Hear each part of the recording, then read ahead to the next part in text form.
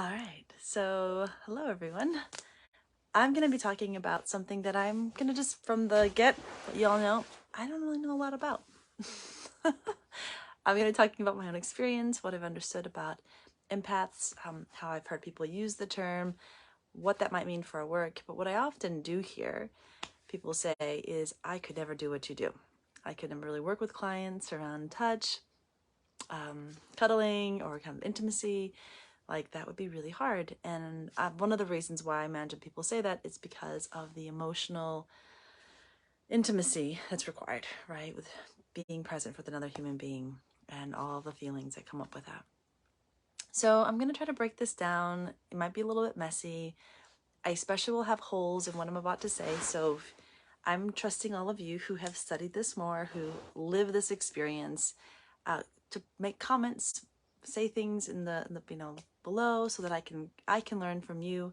You can tell me about your experience of being an empath. If how I describe what I've seen people tell me about being an empath, if that also describes you, and if it's true, that would be really hard to do this work. Or I've also heard, oh wow, I am an empath and I could totally do what you do, assuming that being an empath is required in order to do professional cuddling. And I also want to debunk that. It is not required. I'm about to just, and it's going to be a little messy, right? Because this is, I think, when we're working with human emotions and all the stuff that comes up and how we show up for each other, it can be kind of messy because it's not clean and like black and white.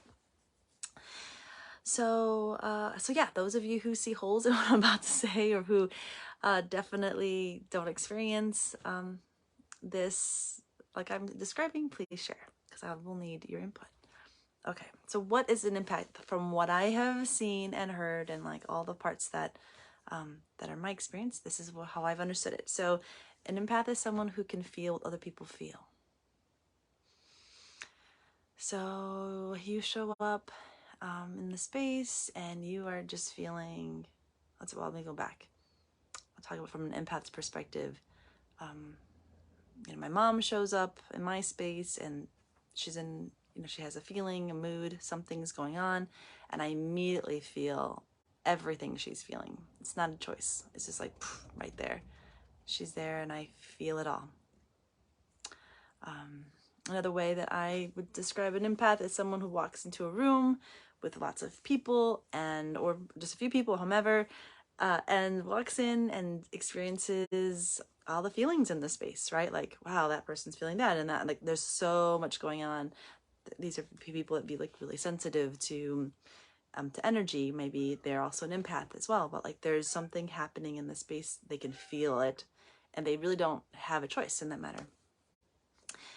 Some other way that I've also understood it is people that need to feel like the empath came about in their life because of a need to feel safe as a child. I have my cat here now. I don't think you'll see him. So I guess the tail. Yes.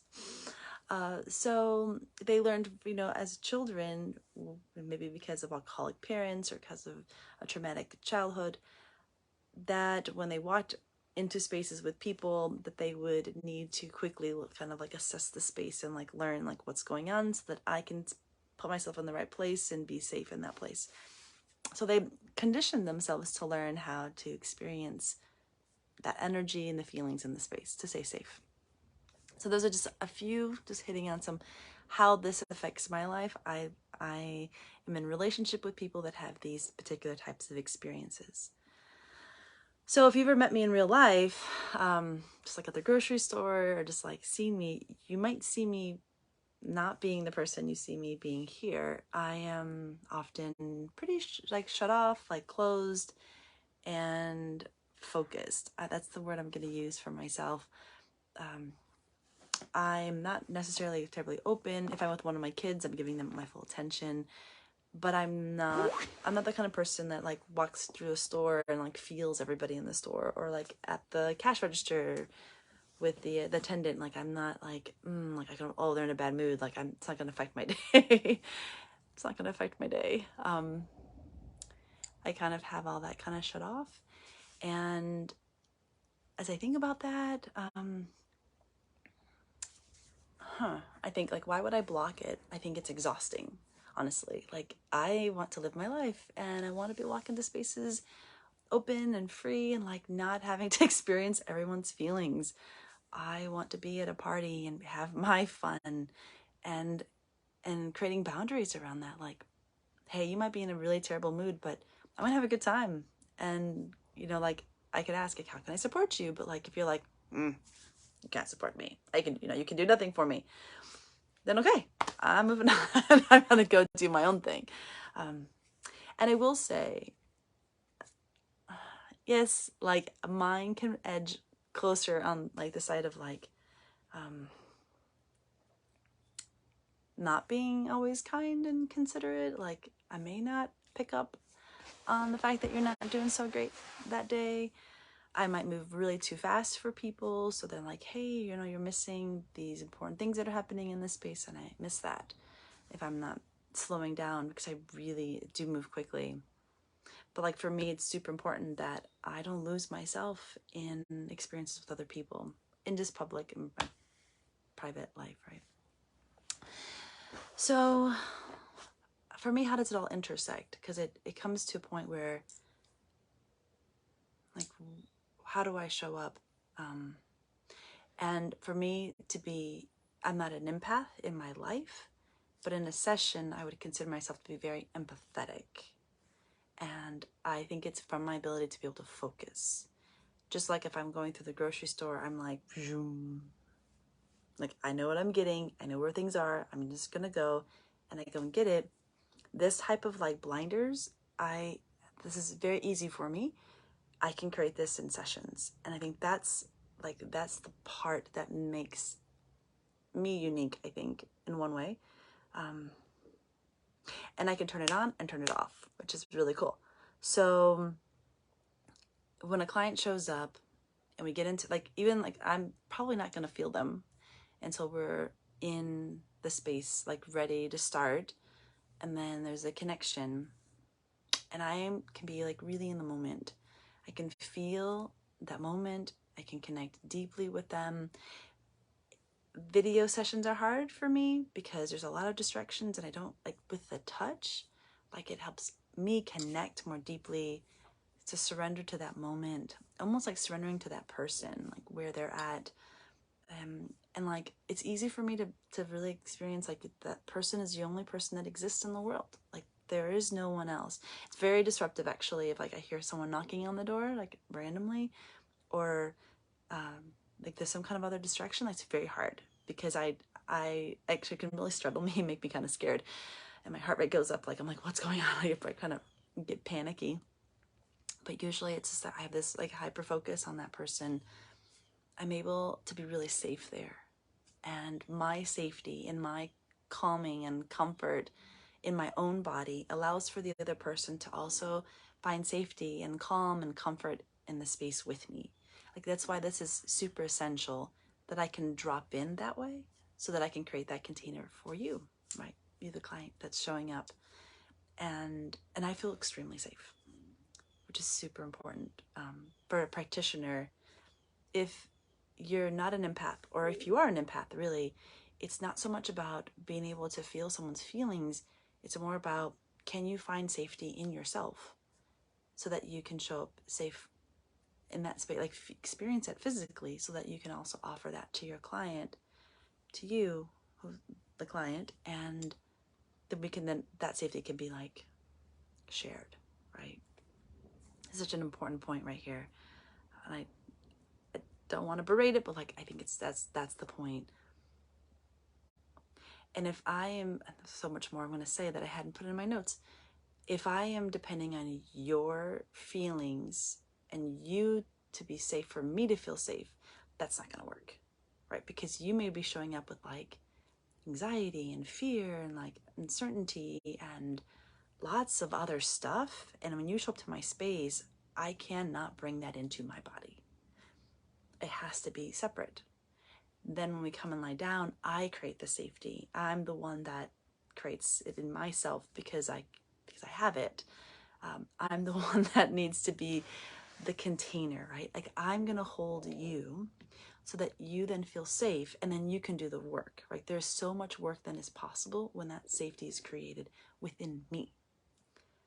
So then if you're the client and you're the empath, fantastic, come absorb all of my like yummy goodness and richness and all the stuff I have to offer. I'm going to make the container tight and hard, like rigid, not hard, but like rigid, so that then maybe you feel safe. Then maybe you might feel feelings and be comforted and allow for some of this, the work that's happening that's synergistic, that's alchemistic, that's like magic to happen in you. And it's in this process for me of like slowing down, being present, that makes me kinder. Take deep breaths. I feel it like right now, like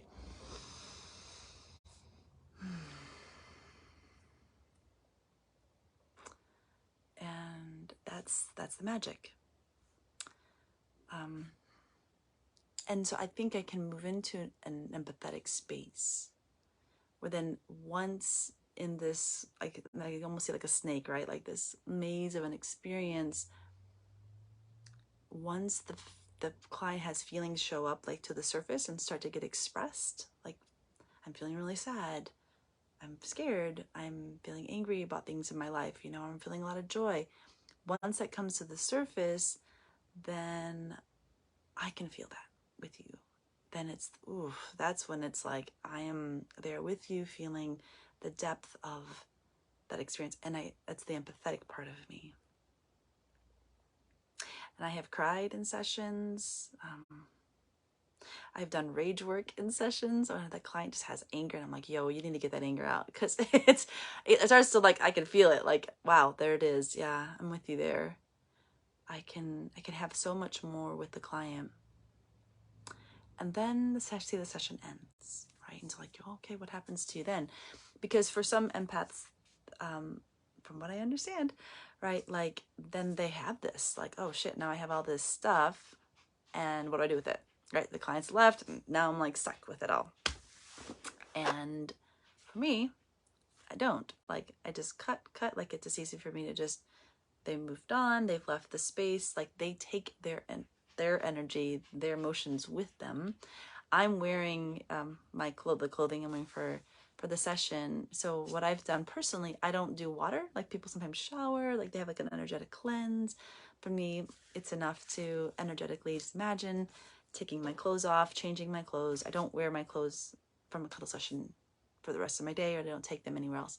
I take off the clothing, and in that process, their energy's gone. It leaves. And I can move on with my day.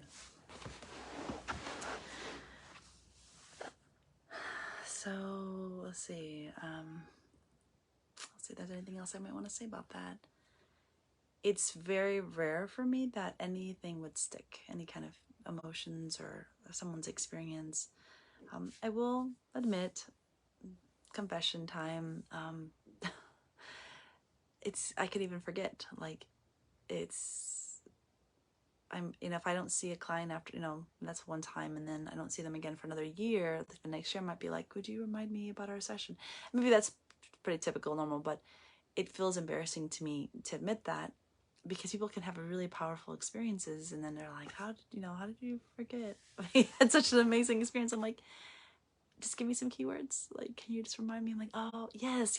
Like, then I can kind of, but sometimes that happens too.